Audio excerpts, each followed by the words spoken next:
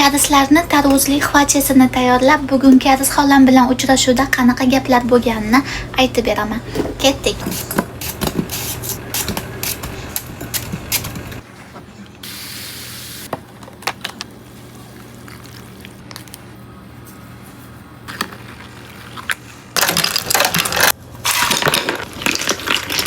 Qani endi buni yeb ko'ramiz.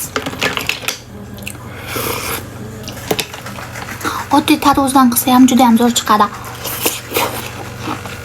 Atak har xil mevalar ham qo'shsangiz bo'ladi. Xuddi yozda ayron ichasiz-ku, shunaqa zo'r ketadi. Bu kadislarni ayroni desa ham bo'laveradi.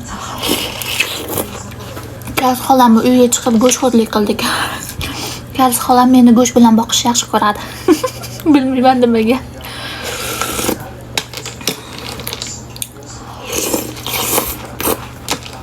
Lekin meni har doim so'kadilar. Nimaga cho'chqa go'shti yeyolmaysan deb. Chunki mol go'shti qimmatda, shuning uchun. Kadis xolam bilan Kadis pochcham menga juda ham katta yordam bergan iqatligimda.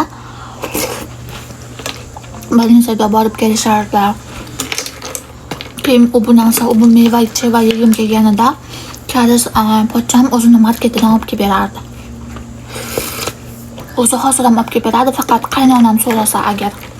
Men so'rasam olib kelib bermaydi, chunki men hozir iqqatmasman. Bizdaqa oila topolmaysan deb gapirishdi. Har safar shunaqa deyishadi, bilmayman nimaga shunaqa deyishadi. Aytishadi, ming ering yaxshi bo'lgani bilan oilasi yaxshi bo'lmasa yashab ketish qiyin deyishadi. Shu gap to'g'rimi? Faqat eri yaxshi bo'lsa bo'ldi emasmi? Masalan, ming oilasi yomon bo'lsa ham alohida chiqib ketib er bilan yashasa bo'ladi-ku. Kadis xolam menga biz yaxshimiz. Ering ham yaxshi, eringning oilasi ham yaxshi. Nimaga bunaqa podxod qo'yaptilar? Tinchlikka bo'laversin ish qilib.